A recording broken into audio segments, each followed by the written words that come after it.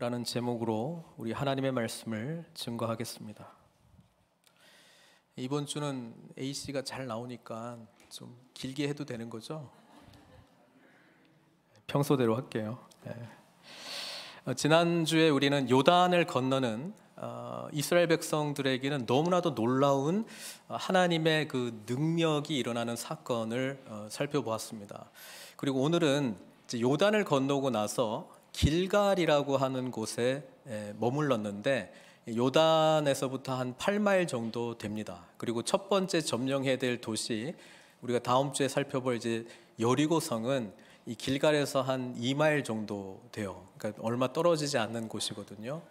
그래서 이 길갈에서 하나님께서 어떤 전투 명령을 내린다거나 이제 약속의 땅에 이제 진격해 들어가라, 진멸해라, 뭐 이런 거를 위한 어떤 군사 작전이나 뭐 이런 어떤 그 사기를 복돋드는 그런 일을 행하는 것이 아니라 지금 세 가지 일을 하는데, 그 세 가지가 어떤 의미에서는 앞으로 이 가나안 땅에서 진격해 들어가 우리가 이제 하나님 나라를 세우는 걸로 이제 해석을 하잖아요. 그것을 하는데 굉장히 중요한 일들이라고 하는 것을 오늘 말씀을 통해서 보려고 합니다. 그래서 길갈에서 일어났던 이 세 가지 일들은 하나님의 놀라우신 은혜를 사실은 붙드는 사건임을 우리가 오늘 말씀을 보면서 정리하고 또 우리 삶 가운데도 도전을 좀 받았으면 좋겠습니다. 결국 우리가 믿음으로 산다라고 하는 것은 하나님의 은혜, 구원의 은총 가운데 살아가는 삶인데, 그렇게 하기 위해서 무엇을 해야 되는지 사실은 말해주고 있거든요. 제일 먼저 하는 건 뭐냐면은 요단 그 강을 건널 때에 법궤를 맨 제사장들이 그 가운데 딱 들어서니까 이제 물이 그 막혔잖아요, 멈췄잖아요. 하나님께서는 여호수아에게 그 강에서 각 지파의 대표자 한 명을 뽑아서 돌을 한 개씩 꺼내오라고 이야기를 합니다. 그리고 그 꺼내온 돌이 오늘 우리가 읽었던 그 길갈이라고 하는 곳에 12돌이 세워지면서 하나님께서 그것을 기억하라고 말하고 있고, 우리가 조금 전에 읽었잖아요. 22절부터 24절까지 그 세운 의미들을 설명을 했어요. 뭐라고 이야기했냐면, 너희는 너희의 자손들에게 알게 하여 이르기를 이스라엘이 마른 땅을 밟고 이 요단을 건넜음이라. 너희의 하나님 여호와께서 요단물을 너희 앞에서 마르게 하사 너희를 건너게 하신 것이 너희의 하나님 여호와께서 우리 앞에 홍해를 말리시고 우리를 건너게 하심과 같았나니. 그러니까 이 돌들을 보면서 뭘 기억하라고 하냐면은 출애굽할 때에 홍해를 가르신 그 하나님, 동일하게 너희들에게 역사해서 요단을 건너게 하셨다라고 하는 것을 기억하기를 원했습니다. 그래서 24절에 보면은 이는 땅의 모든 백성에게 여호와의 손이 강하신 것을 알게 하여. 아까 우리 찬양도 했지만은 하나님은 능하신 크신 분이시다라고 하는 것을 고백하기를 원했습니다. 근데 우리가 하나님께서 아브라함에게 나타나셨을 때도 나는 전능한 하나님이라, 나는 엘샤다이, 이렇게 자기 자신을 그렇게 소개를 했거든요. 근데 무엇을 위한 전능이냐? 물론 우리가 하나님께서 천지를 창조하신 하나님으로 알고 있지만은 사실은 이 요단과 홍해의 의미는 저와 여러분들이 구원받는 사건을 의미하고 있거든요. 그러니까 구원받기에 능하신 하나님, 구원하시기에 능하신 하나님. 우리가 뭐로부터 구원받습니까? 죄로 인한 사망, 죽음, 소망 없음, 어둠, 거기로부터 우리가 구원을 받는데 인간 스스로가 그것을 벗어날 수 있는 능력이 없다라고 하는 것이죠. 이것을 가능케 하시는 그 하나님의 전능과 능력은 구원의 능력이라고 하는 것을 말씀하고 있습니다. 사랑하는 성도 여러분, 우리를 구원하신 하나님, 죄와 사망의 심판으로부터 구원하신 하나님, 어둠 가운데서 빛으로 옮기신 하나님, 사탄의 권세 아래에서 살아갈 수밖에 없는 저희들을 하나님 나라로 인도하신 전능하신 하나님을 기억하라는 것입니다. 믿으라는 것입니다. 그 의미가 이 요단에서 건진 12돌의 의미 가운데 있다라고 하는 것이죠. 근데 그 4장 전체를 사실 좀 읽었으면 좋겠는데 시간이 없어서 이제 19절부터 읽었어요. 근데 그 앞부분을 좀 보면 좋겠습니다. 4장에서 처음부터 하나님은 이 말씀을 하셨거든요. 4장 1, 2, 3절 제가 한번 읽어볼게요. 그 모든 백성이 요단을 건너가기를 마침에 여호와께서 여호수아에게 말씀하여 이르시되, 그러니까 하나님께서 명령하셨어요. 여호수아에게 백성의 각 지파에 한 사람씩 12사람을 택하고 그들에게 명령하여 이르기를 요단 가운데 제사장들의 발이 굳게 선 그곳에서 돌 12를 택하여 그것을 가져다가 오늘 밤 너희가 유숙할 그곳에 두게 하라 하시니라, 이렇게 돼 있어요. 근데 조금 더 읽어보면은 재밌는 본문이 나와요. 여호수아는 계속해서 하나님께서 말씀하신 대로 순종해요. 8절에 그대로 합니다. 4장 8절에 이스라엘 자손들이 여호수아가 명령한 대로 여호와께서 여호수아에게 이르신 대로 이스라엘 자손들의 지파의 수를 따라 요단 가운데서 돌 12를 택하여 자기들이 유숙할 곳으로, 그러니까 나중에 알고 보니까 여기가 길갈이잖아요. 길갈로 가져다가 거기에 두었더라. 그러면 되는데 9절이 있는 거예요. 9절은 뭐라고 되어 있냐면 같이 읽어볼까요? 여호수아가 또 요단 가운데 곧 언약궤를 맨 제사장들의 발이 선 곳에 돌 12를 세웠더니 오늘까지 거기에 있더라. 그러니까 아까 우리가 읽어보면 하나님께서 명하신 내용이 아니에요. 하나님은 뭐만 명했어요? 요단가에서 그 지파 대표자들이 돌 한 개씩 가져오라고 했는데 이거는 여호수아가 한 겁니다. 또 여호수아가 요단 가운데 곧 언약궤를 맨 제사장들의 발이 선 곳에 돌 12를 세웠습니다. 여러분, 이 돌 세우는 거는 의미가 있을까요, 없을까요?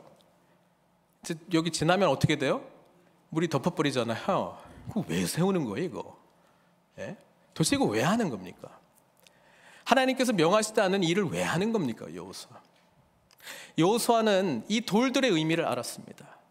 그 돌의 의미가 우리를 구원하신 하나님이라고 하는 것을 알면서 우리가 하나님의 구원이 없으면은 뭐와 같다는 것을 알았습니까?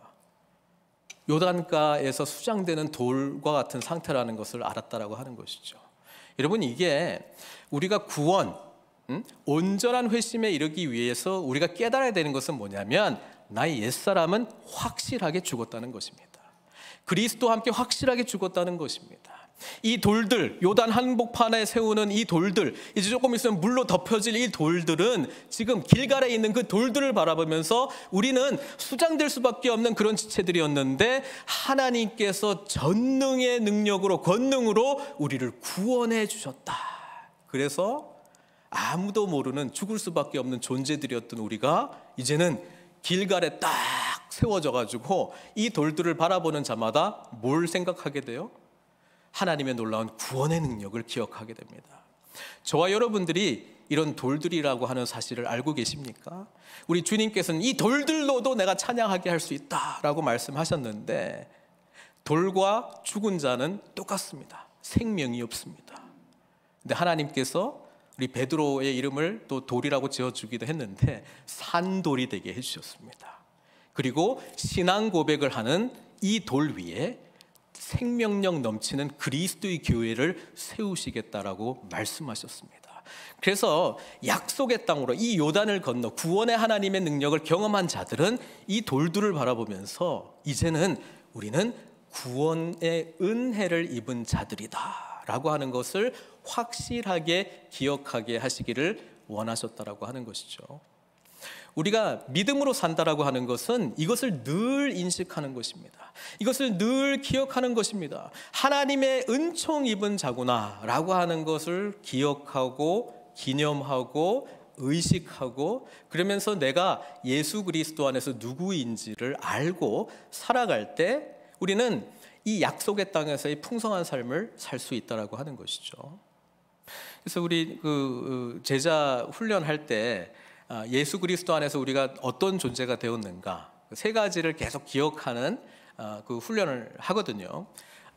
나는 하나님께서 나를 받아주셨다, 용납하셨다, 나를 그냥 있는 그대로 나를 받아주셨다. 나는 에베소서 2장 10절의 말씀처럼 특별한 존재가 되었다. 그렇죠? 하나님의 걸작품이 되었다. 그리고 세 번째, 나는 하나님의 가족이 되었다. 이것을 계속 되뇌이면서 그렇죠? 오전 또 점심 또 저녁 때 하나님께서 우리에게 행하신 일들을 계속 묵상하는 훈련을 통해서 뭘 하냐면은 이 길갈에서 이 돌들 쳐다보면서 하나님께서 우리에게 행하신 일에 대해서 내가 의식하는 거. 하나님께서 나와 함께 하신다라고 하는 의식 속에서 우리는 합당한 반응을 할 수 있습니다. 합당한 생각을 할 수 있습니다. 거기에 걸맞는 삶의 모습들이 나타나게 된다라고 하는 것이죠. 하나님이 살아계시다라고 하는 건 알고 있는데, 나를 구원하신 하나님의 은혜는 알고 있는데 하루를 시작할 때 망각하고 있다면, 잠깐 잊어버리고 있다면, 생각하지 않는다면 우리는 수장되어 있는 돌의 반응으로 나타나는 거예요. 이게 바로 옛사람의 모습이죠. 그래서 신앙생활은 항상 이 사건을 기억하는 것이고, 사도 바울은 이것은 나는 날마다 죽노라, 나는 날마다 예수 그리스도와 함께 십자가에 못 박혀 죽었다, 그리고 나는 그 구원의 은혜 속에서 부활하신 주님과 함께 연합하여 살아났다, 나는 주님 안에 생명력이 있는 거듭난 생명체다, 하나님 나라의 자녀다, 가족이다 라고 하는 의식 속에서 모든 것을 바라보고 판단하고 반응하기 시작하니 하나님께서 기뻐하시는 삶의 모습을 살아가는 것입니다. 그래서 우리가 해야 될 훈련은 우리 삶 속에 내가 하나님의 은혜를 날마다 기억해야 될 길갈에 세워진 돌비, 이것을 세우는 것이고, 그게 다름 아닌 우리는 돌 쳐다보는 게 아니고 우리에게 진정한 산돌이 되신 예수 그리스도, 바로 그분과 인격적인 만남을 통해서 우리는 돌이 아니에요. 우리 안에 내주하신 성령님께서 살아계신 주님께로 인도해 주신다라고 하는 것이죠. 그러니까 그것을 의식하고 경험하고 느끼고 누리면서 살아갈 때에 우리는 하나님께서 저와 여러분들을 통해서 하시고자 하는 일들 가운데 더 깊이 나아갈 수 있는 거예요. 그러니까 그렇게 하기 위해서 늘 깨어나는 거, 의식하는 거, 내가 누구인지를 인지하는 거, 그거부터 이제 하는 거예요. 제 목사님 한 분과 또 이 풍성한 삶의 기초 제자훈을 하는데 한 주 동안에 그 세 가지, 아침에 눈 뜰 때마다 그 기억하게 하는 거 뭐 몇 가지 이제 해요. 그래서 그 목사님과 이야기하면서 지난 한 주 동안 좀 어떠셨어요라고 하니까 그 세 가지 아무것도 아닌 것 같은데 첫 번째 것 때문에 너무 위로가 된다는 거예요. 눈을 뜰 때 주님께서 나를 받아주셨습니다. 그게 얼마나 위로가 되는지 모르겠다고. 좀 뭐 목회적으로 이제 그 취임하시고 이제 담임하신 지 얼마 안 되셔서 뭐 여러 가지 고민들이 좀 많이 계신 것 같아요. 그때마다 하나님께서 내가 너를 받아주었다.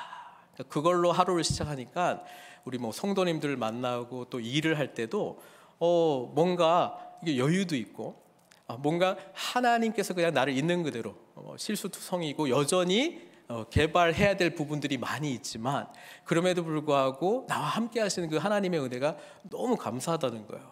그러니까 도전받고 그렇지. 우리는 어떤 의미에서 신앙생활은 계속해서 우리 주님께서 저와 여러분들을 위해서 행하신 일을 계속 기억하는 겁니다. 기념하는 것입니다. 그 은혜 가운데 들어가는 것입니다. 그것이 우리의 하루를, 우리의 순간을, 우리의 삶을 변화시킨다라고 하는 것이죠. 길갈의 첫 번째 하나님께서 주시는 그 은혜를 이 돌들 통해서 기억하기를 하나님께서는 원하셨습니다. 두 번째는 뭐냐면은 할례를 해요.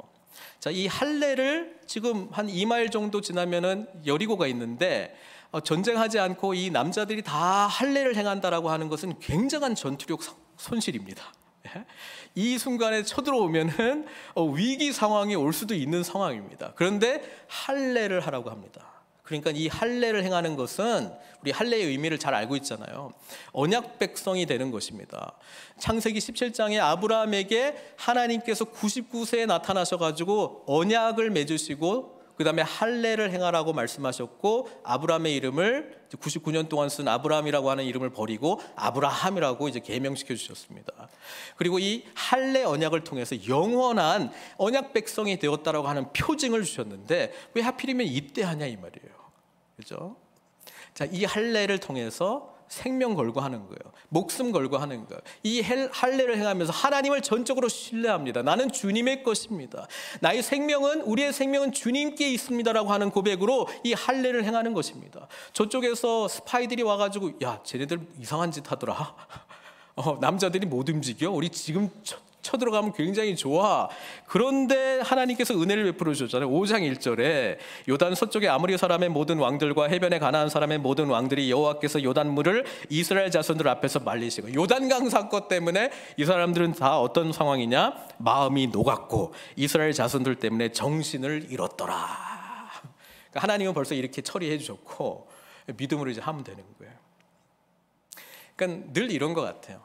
하나님은 알아서 해주셨는데 내 쪽에서 하나님께서 해주셨는가가 신뢰가 안 되니까 이거 할례를 해야 돼 말아야 돼, 이 상황이 꼭 해야 돼 말아야 돼, 좀 안전할 때 하면 되지 않을까? 할례를 받는다라고 하는 것은 믿음의 행위입니다. 그리고 그 믿음은 하나님께서 행하신 일을 전적으로 믿겠다라고 하는 것이죠. 그래서 돌 먼저 세우는 거예요. 하나님이 어떤 분이신지 기억하라.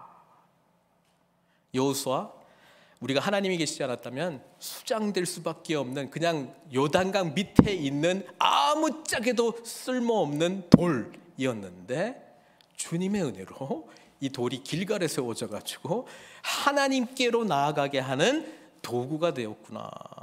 그 은혜 속에서 할례를 행하는 것입니다. 그리고 이 구약의 할례는 신약에 뭐하고 잘 연결이 되냐면 세례 사건이랑 연결이 되는 것입니다.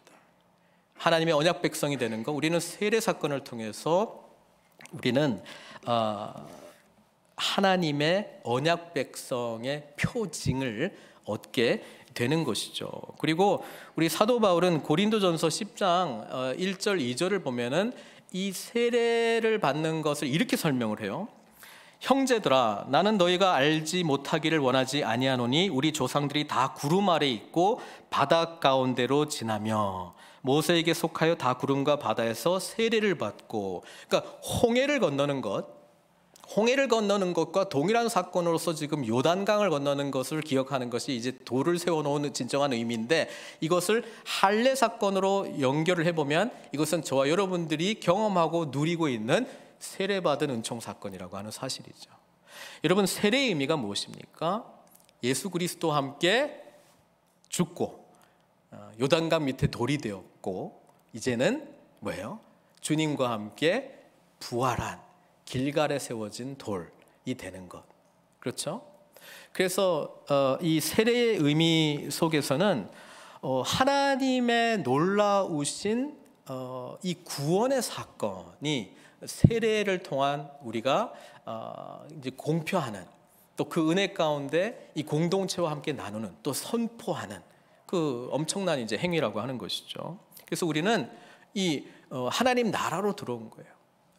회심의 과정을 통해서 살아계신 우리 주님께서 행하신 일이 무엇인지를 정확하게 알고, 그분께서 나를 구원하신 그 의미를 알고, 그리고 내가 왜 죽을 수밖에 없는 존재인지, 무엇이 가장 심각한 죄인지, 이 죄의 문제를 우리 예수님께서 어떻게 해결해 주셨는지 그 의미를 알고 우리는 하나님 나라의 백성, 자녀가 되는 것이죠.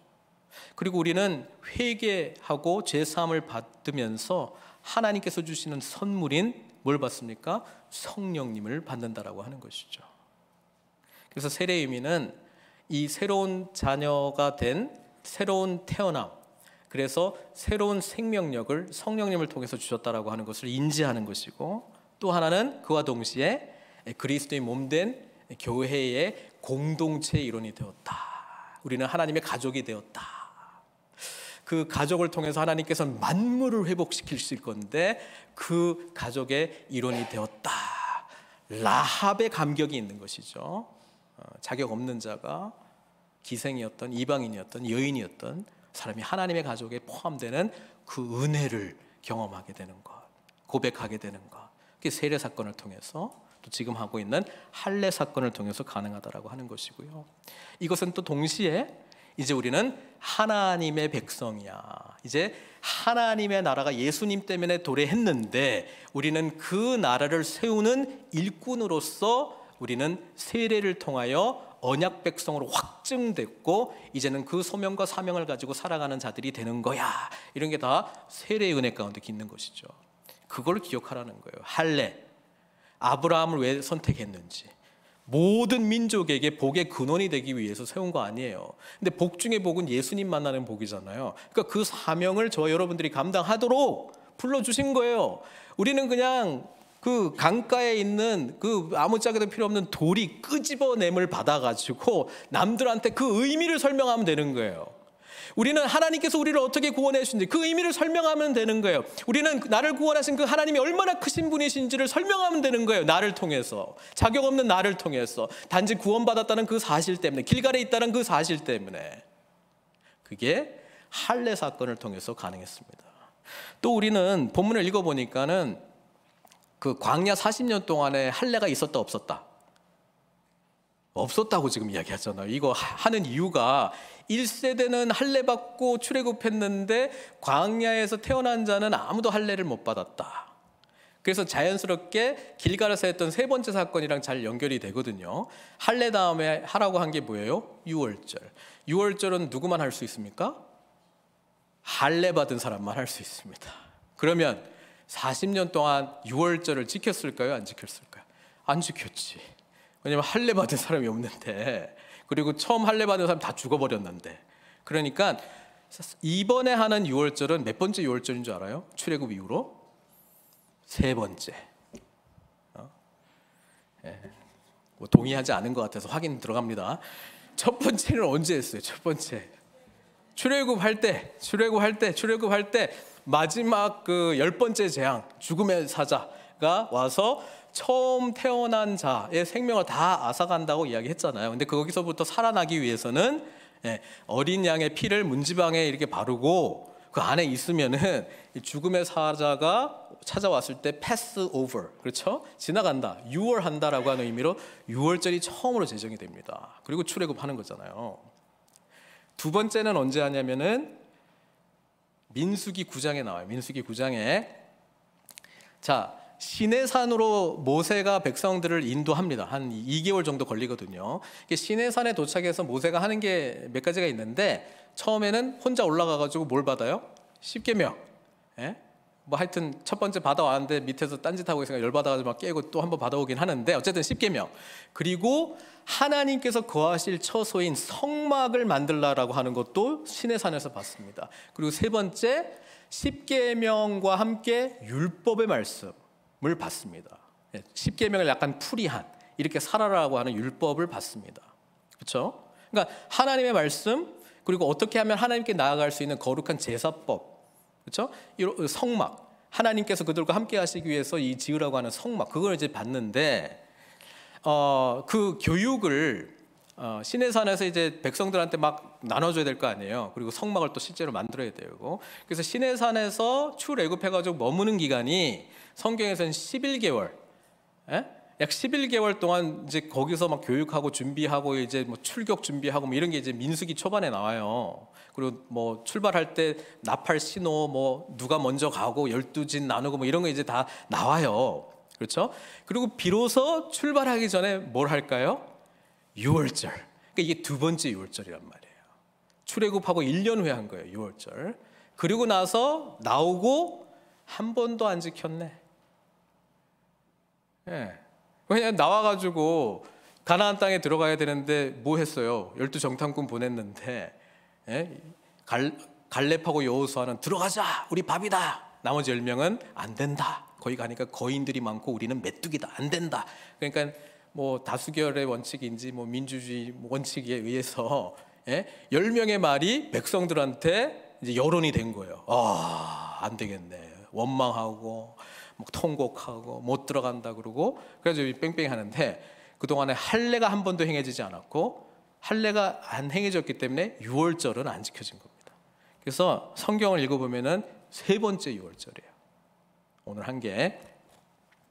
자, 할례의 의미가 일단 유월절 들어가기 전에 하나님께서 저와 여러분들을 구원하신 그 세례 사건과 연결해서 우리가 이해를 한다고 한다면, 그 유월절 가기 전에 여기 성경 보니까 재밌는 부분이 나와요. 그게 9절이거든요. 9절 읽겠습니다. 여호와께서 여호수아에게 이르시되 내가 오늘 애굽의 수치를 너희에게서 떠나가게 하였다 하셨으므로 그곳 이름을 오늘까지 뭐라고 지었다고요? 길갈. 그래서 이 장소가 이름이 없는 곳이었는데 이 할례를 행하고 나서 애굽의 수치가 물러갔다. 애굽의 수치가 떠나갔다. 그래서 이제 이름을 이제 길갈이라고 했어요. 근데 길갈이라고 하는 이 히브리어의 뜻은 굴러간다라는 뜻이거든요. 그러니까 굴러가면서 이렇게 떠나갔나 봐요. 그렇죠? 뭐가? 애굽의 수치가. 애굽의 수치가 뭘까요? 애굽에서 종살이했던 그 삶을 말하는 걸까요? 뭐 여러 해석들이 있는데 저는 요게 마음에 들어서 말씀드리려고 합니다. 출애굽했던 이스라엘 백성들이 정말 하나님 앞에서 범죄할 때마다 여호수아가 중간에서 하나님은 막 그냥 심판하고 이거 확 없애버리고 너를 통해서 내가 새로운 민족 할게. 그 대표적인 첫 번째 사건이 뭐냐면 모세가 시내산에 올라가서 십계명 받을 때에 밑에서는 뭐 했어요? 모세는 안 와. 우리에게 리더가 필요해. 애굽에서 구원한 신을 만들어내라. 아론한테 막 뗐으니까 뭐가 튀어나왔어요? 금송아지가 튀어나왔어요. 그래서 하나님께서 굉장히 분노하셨습니다. 그래서 그냥 싹 그냥 없애버리고 새로 하자. 그럴 때 모세가 했던 말이 이런 말이에요. 출애굽기 32장 11절에서 12절 말씀인데요. 모세가 그의 하나님 여호와께 구하여 이르되 여호와여 어찌하여 그 큰 권능과 강한 손으로 애굽 땅에서 인도하여 내신 주의 백성에게 진노하시나이까? 어찌하여 애굽 사람들이 이르기를 여호와가 자기의 백성을 산에서 죽이고 지면에서 진멸하려는 악한 의도로 인도해 내었다고 말하게 하시려 하나이까? 주의 맹렬한 노를 그치시고 뜻을 돌이키사 주의 백성에게 이 화를 내리지 마옵소서. 그러니까 하지 마십시오, 살려주십시오라고 할 때 좀 중요한 이유 중에 하나는 애굽 사람들을 뭐라고 생각할 거예요, 하나님? 하나님 뭐라고 생각할 거예요? 그러면 안 됩니다. 이렇게 지금 말했거든요. 근데 이 똑같은 말을 가데스 바네아에서 12명 정탐꾼 보냈다가 이 10명의 말을 듣고 막 원망하고 통곡하고 막 모세 아론한테 막 따지고 이럴 때 모세가 또 엎드려 기도했던 내용이 나오는데 비슷해요. 민수기 14장 11절부터 14절까지 제가 또 읽을게요. 여호와께서 모세에게 이르시되 이 백성이 어느 때까지 나를 멸시하겠느냐? 내가 그들 중에 많은 이적을 행하였으나 어느 때까지 나를 믿지 않겠느냐? 내가 전염병으로 그들을 쳐서 멸하고 내가 그들보다 크고 강한 나라를 이끌게 하리라. 모세가 여호와께 여짜오되 애굽인 중에서, 또 애굽 사람 나와, 애굽인 중에서 주의 능력으로 이 백성을 인도하여 내셨거늘 그리하시면 그들이 듣고, 그들이 누구예요? 애굽 사람. 그들이 듣고 이 땅 거주민에게 전하리이다. 여호와에 대해서 백성 죽이려고 출애굽 시켰다. 뭐 저런 하나님이 다 있냐? 이런 이야기 할 거라는 거예요. 주 여호와께서 이 백성 중에 계심을 그들도 들었으니 곧 주 여호와께서 대면하여 보이시며 주의 구름이 그들 위에 섰으며 주께서 낮에는 구름 기둥 가운데서 밤에는 불 기둥 가운데서 그들 앞에서 행하시는 것이니이다. 그러니까 모세 입장에서는 백성들이 엄청난 실수를 하고 하나님께서 분노하시고 막 그냥 싹 진멸하려고 할 때 안 됩니다. 이유 중에 가장 일관성 있게 나오는 게 뭐냐면 애굽 사람들이 우리를 뭘로 보여요? 하나님을 뭘로 보겠습니까? 그거거든요. 그러니까 이 수치로부터 굴러가게 되는 사건. 이제 하나님이 이들과 동일한 하나님으로 홍해를 가르신 그 하나님이 요단강을 가르고 지나가게 해주시는 그 동일한 하나님이 이제 하나님의 언약 백성을 삼으시고 이제 이전에 그 불순종의 모든 수치로부터 자유케 해주셨다라고 하는 것입니다. 사랑하는 성도 여러분, 우리는 신앙생활을 하면서 우리의 연약한 모습이 드러날 때가 많이 있습니다. 우리가 정말 부끄러운 모습들이 드러날 때가 많이 있습니다. 그럴 때 우리를 구원해 주신 하나님께로 나아가야 됩니다. 그리고 우리를 언약 백성 삼아 주신, 그리고 그것을 가능케 하신 예수 그리스도의 피 묻은 십자가 보혈의 은혜 가운데 나아가야 됩니다. 그리고 새로 시작해야 됩니다. 이 애굽의 수치가 굴러가야 됩니다.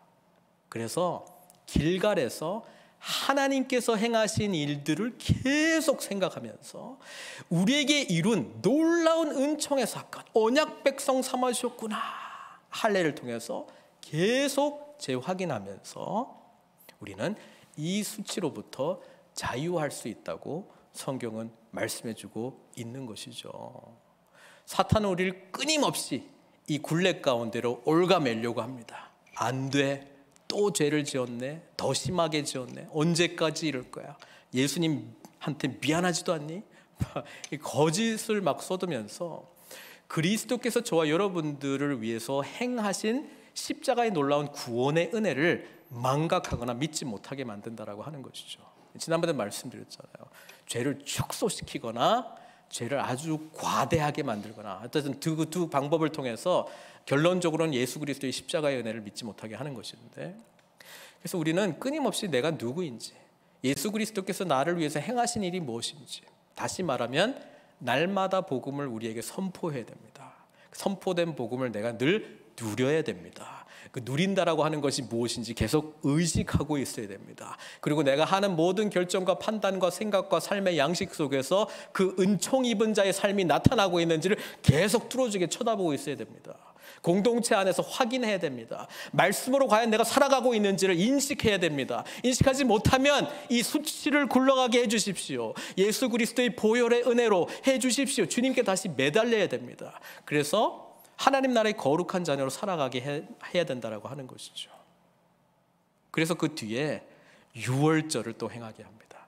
할례 받은 자만이 유월절을 행할 수 있기 때문에, 또 유월절은 뭐예요?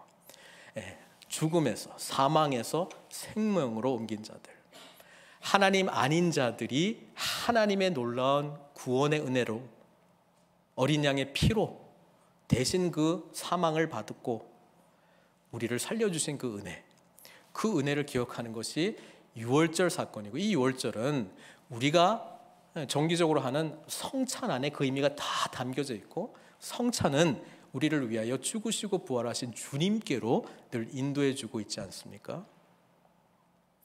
성찬의 의미를 우리는 날마다 누려야 됩니다.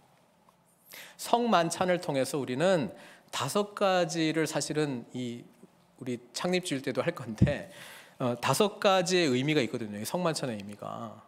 첫 번째는 이 구원해 주신 하나님의 은혜에 대한 감사입니다. 우리는 감사함으로 하나님께 나아가야 되고요.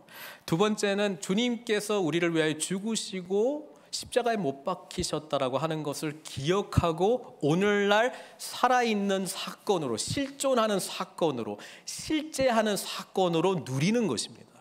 기념하라고 옛날에 그런 일이 있었다가 아니라 옛날에 그런 일이 오늘 동일하게 나에게 일어나고 있구나라고 하는 것을 경험하는 것이 성만찬의 은혜 가운데 있는 것이죠. 그리고 그와 함께 성령님의 임재를 우리가 구하는 것입니다. 왜냐하면 주님과 함께 죽고 부활한다라고 하는 것은 새 생명을 얻는 사건이기 때문에 유월절을 기념하면서 나도 저 어린 양처럼 죽을 수밖에 없는 존재였는데 하나님이 살려주셨구나. 나도 죄와 사망으로부터 벗어날 수 있는 존재가 아니었는데 예수 그리스도께서 십자가에 죽으심으로 나는 살아난 존재구나. 그렇죠? 그래서 새 생명을 입은 자구나. 성령님께서 임재하시고 함께 하신다라고 하는 그 소망과 그 실제를 더욱더 누리게 하기를 위한 간절한 마음으로 우리가 성만찬의 은혜에 참여하는 것이고, 그 다음에 또 동시에 혼자 하는 게 아니잖아요. 같이 하는 거예요. 이 믿음의 지체들과 함께 예수 안에서 한 가족이 되었다, 공동체가 되었다라고 하는 것을 원래대로 하면 이제 한 떡에서 한 잔에서 이제 해야 되는데, 우리가 편리주의 사회에서 살다 보니까 이제 각 개인용으로 이렇게 배달되어 가지고 드리는데, 원래의 의미는 한 떡으로 나온 것이죠. 한 잔으로 나오는 것이죠. 그 떡과 잔의 의미를 담고 계신 우리 주님께로 나오는 것이죠. 그래서 오늘날 우리는 각 개인의 예수가 아니라 우리 공동체의 예수님을 만나야 되는 거예요. 내 개인이 만나는 나만의 예수, 나만의 성찬이 아니라 공동체를 통해서 교회의 한 머리이신 주님께로 함께 나아가는 그 공동체성을 성만찬을 행하면서 우리는 누리는 것입니다. 그리고 우리는 하나님 나라의 만찬을 누리는 것이죠.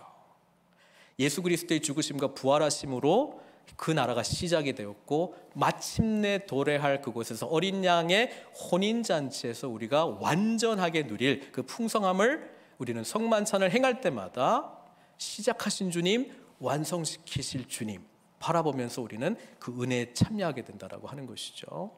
이게 유월절의 의미 가운데 사실 다 담겨져 있는 거예요. 그래서 지금 삼중적으로 합니다. 이거 기억하라고 돌들을 통해서도 기억하고 할례를 통해서도 기억하고 유월절을 통해서도 기억하라는 거. 이렇게 했는데도 기억을 못하면 정말 어떻게 해야 될지도 모르겠어요. 없어. 기억을 해야 돼. 그런데 유월절을 했다라고 하는 기록이 있는데 굉장히 간단하게 나와 있어요. 여기 보면은 그달 14일 저녁에 여리고 평지에서 유월절을 지켰으며, 뭐 어떻게 지켰는지 안 나와요. 그냥 지켰어. 그런데 그 뒤에 내용이 재미있는 거예요. 그 유월절을 지키고 난 이후에 그 땅에 소산물을 먹었거든요. 왜 먹었을까요? 자, 유월절 하면은 뭐 먹어야 돼? 양고기 먹어야 되잖아요. 네. 그 다음에 무교병 먹어야 돼요. 여기 성경에 보니까 뭐가 그쳤다고요? 만나 40년 동안 만나만 먹었거든요. 40년 지나고 처음으로 고기를 먹었어. 처음으로 고기를 먹었고 처음으로 볶은 곡식을 먹었어. 만나밖에 몰라. 아침, 저녁, 뭐 내일, 뭐 다음 엄마 뭐 메뉴가 항상 만나야. 그죠? 근데 드디어 유월절 음식을 먹은 거예요. 네? 그렇게 하자니 그 땅에 있는 소산을 취해가지고 볶은 곡식을 하든지 뭐 가루를 만들어가지고 이 무교병을 만들어야 되지 않겠습니까? 만나가지고 안 되는 거 아니에요. 그러니까 새로운 시대가 열리는 거예요. 만나의 시대가 아니라 이제는 어떤 시대? 그 해에 가나안 땅에 소출을 먹었더라. 원래 이스라엘 백성들은 만나를 날마다 먹기 위해서 태어난 존재들이 아니고 하나님의 원래의 뜻은 뭐 하는 사람들이에요? 약속의 땅에 들어가서 그 땅에서 젖과 꿀이 흐르는 풍성함을 누리도록 부름받았어요. 잘 생각하세요. 만나를 얻어먹기 위해서 하나님께서 이들을 부르신 게 아니에요. 이거는 임시 광야에 아무것도 없으니까 하나님께서 살아계심을, 하나님을 늘 신뢰하기를, 하나님을 믿으라고 만나를 주신 거예요. 우리는 하나님의 나라를 어떤 특별한 곳에서 날마다 주시는 만나를 소망하는 삶을 산다라기보다는 이미 우리가 살고 있는 일상의 삶에서 하나님께서 주시는 날마다의 만나를 누리면서 살아가는 삶을 살아야 된다고 하는 것입니다. 가나안 땅에서 하나님의 놀라운 은혜를 살아가야 되는 거예요. 하나님은 지극히 큰 일상적인 영성으로 인도해주고 있다고 하는 것을 보게 됩니다. 그러니까 어떤 의미에서는 우리가 함께 모여서 예배 드릴 때에 이 하늘의 엄청난 만나를 이 말씀 시간에 팍 하는 거예요. 그리고 어디로 가야 되는 거예요? 일상으로 가야 돼. 거기서 그 땅의 소출을 얻어야 돼요. 그리고 살아가야 돼요. 그 땅의 소출을 얻으면서 살 때는 그냥 먹고 살기 위해서, 만나가 그치니까 먹을 게 없으니까 어떻게 해야 되겠어요? 그 땅의 것을 일부러라도 막 취하도록 지금 된 거거든요. 우리는 하나님께서 저와 여러분들에게 베푸신 놀라운 은혜의 풍성함이 세상 가운데 나아가서 누려야 될 것이라고 하는 것을 말씀해 주고 있습니다. 일상에 이제 방랑하는 광야 생활에서 가나안 땅에 정착하도록 시키는 거거든요. 근데 가나안 땅에 정착하기 위해서 먼저 싸워야 될 이 거민들이 있어요. 그래서 하나님 나라는 죄에 대한 심판, 그리고 이 땅의 거주민들을 하나님의 자녀들로 대체시키는 거잖아요. 그러니까 우리가 예수 그리스도를 믿으면서 이 땅은 똑같은데 그 땅에 사는 주민들이 바뀌는 거잖아요. 그래서 이 땅에서 소출을 앞으로 얻기는 얻는데 다르게 얻을 것이고, 얻더라도 누구 때문에 이것이 주어졌다라고 하는 것을 알게 될 것이고, 그리고 이 땅에서의 풍성함을 누릴 때마다 그 중심에는 항상 누가 계시다? 하나님이 계시다라고 하는 것입니다. 이들은 똑같이 가나안 원주민들과 함께 이 땅의 소출을 얻긴 얻는데 이들은 다른 신들을 섬기지 않고 하나님을 섬깁니다. 그리고 레위기에 나와 있는 구체적인 거룩에 대한 내용들은 약자들을 돌보는 삶을 살게 되는 것입니다. 하나님의 놀라운 거룩한 백성답게 정말 소득의 일부를 다른 타인들과 나그네들, 고아들, 이런 약자들을 돌보면서 살아가는 삶의 양식을 하나님께서 가르쳐 주셨어요. 그래서 우리가 예수 믿는다라고 한다면 이 땅의 사람들, 이 땅의 거주민들과는 다른 삶의 양식을 나타내 보여주는데, 그것이 우리의 일상적인 삶에서 드러나야 된다라고 하는 것이죠. 우리의 가정에서, 우리의 일터의 현장 속에서 똑같이 소출을 얻긴 얻는데, 우리는 예배자의 심령으로, 청지기의 마음으로, 또 이웃을 살리겠다라고 하는 그 본질적인 심령을, 하나님의 마음을 가지고 우리는 그 땅에서의 소산을 먹기 시작한다라고 하는 것입니다. 그래서 우리는 본질적으로 세상이 추구하는 방식과는 다른 삶을 살도록 되어 있는 거예요. 하나님께서 우리에게 놀라운 은혜를 베푸시면 우리는 풍성함을 누리면서 이웃을 향해서, 연약한 자들을 통해서, 세움 받아야 될 대상들을 향해서 계속 이 은혜가 흘러가도록 하나님께서 처음부터 말씀해 주셨다라고 하는 것이죠. 그래서 길갈의 은혜는 6월절 넘어 이제 그 땅에서 하나님 나라의 참된 자녀로 살아가는 삶까지 말씀하고 있다라고 하는 것을 이야기합니다. 제가 회심하면서 어둠에서 빛으로, 사탄의 권세에서 하나님께로 나아가는데, 그 나아가는 과정 속에 분명하게 우리를 구원하신 하나님의 은혜를 경험해야 되고, 그 다음에 마지막 부분이 뭐예요? 이 회개에 합당한 열매 맺는 삶을 사는 것입니다. 그게 바로 주님께서 기뻐하시고 원하시는 삶의 라이프 스타일을 하나님께서 우리에게 보내신 그곳에서 살아내는 삶을 말씀하고 있는 거예요. 그래서 그 부분을 계속 보면서 내가 과연 하나님의 은혜 가운데 있는가, 이 길갈의 은혜 가운데 있는가, 나를 구원해 주시고 수장시키지 않고 의미 없는 삶 보내지 않고 거기서 건져내시고 나로 하여금 나를 보는 자마다 하나님께서 행하신 위대한 일을 기억하게 하는 증인으로 세워주셨는가, 그리고 할례받은 언약 백성으로 살아가고 있는가, 그리고 6월절 사건을 통해서 나와 늘 함께 하신, 죽으시고 부활하신 주님과 동행하는 삶을 살아가고 있는가를 우리의 삶의 모습을 통해서 나타내라고 주님께서 말씀하고 있습니다. 사랑하는 성도 여러분, 이 여리고를 점령하고 이 땅을 하나님의 사람들로 대체하는 그 하나님 나라의 운동 가운데 함께 나아가시는 저 여러분들, 우리가 이 일들을 가능케 하기 위하여 제일 중요한 것은 하나님께서 우리를 구원하신 그 은혜의 감격 속에 머무는 것입니다. 그 의미를 아는 것입니다. 그 능력을 아는 것입니다. 우리를 구원하신 하나님을 아는 것입니다. 십자가에서 우리를 위해서 죽으시고 부활하시고 승천하시고 다시 오실 그 주님을 소망하는 믿음 가운데 있다라고 하는 것을 성경은 3번에 걸쳐서 지금 강조하고 있습니다. 그럴 때 다음 주에 나올 여리고의 완전한 승리가 저 여러분들에게 주어질 줄 믿습니다. 이 믿음으로 승리하시는 저 여러분들 되시길 주님의 이름으로 축원드립니다. 같이 기도하겠습니다. 신앙생활은 우리 주님께서 저 여러분들을 위해서 행하신 이 놀라운 구원의 사건을 순간순간마다 기억하고 재확인하고 점검하고 누리고 기뻐하고 감격하는 것이라고 하는 것을 오늘 말씀은 저희들에게 도전하고 있습니까? 우리가 바라봐야 될 돌이 무엇입니까? 우리에게 행하신 주님의 놀라운 일들 때문에 우리는 할례를 경험한 자, 세례 입은 자들이 되었습니다. 우리의 과거의 모든 수치가 물러갔습니다. 세상의 어떤 것도 우리를 정죄할 수 없습니다. 그러면 은총 입은 자로 우리는 어떻게 살아가야 되겠습니까? 6월절의 은혜를 아는 자들입니다. 예수 그리스도의 죽으심과 부활의 은혜에 참여하는 자들이 되었습니다. 우리는 어떤 삶을 살아야 되는 것입니까? 만나를 주신 하나님은 아무것도 없는 가운데 하나님만을 절대적으로 의지하여 이제는 만나를 그치고 아무것도 없는 세상 가운데 하나님 나라를 세우라고 저와 여러분들을 보내고 계십니다. 우리는 세상 사람들과 다른 삶을 살도록 부름받았습니다.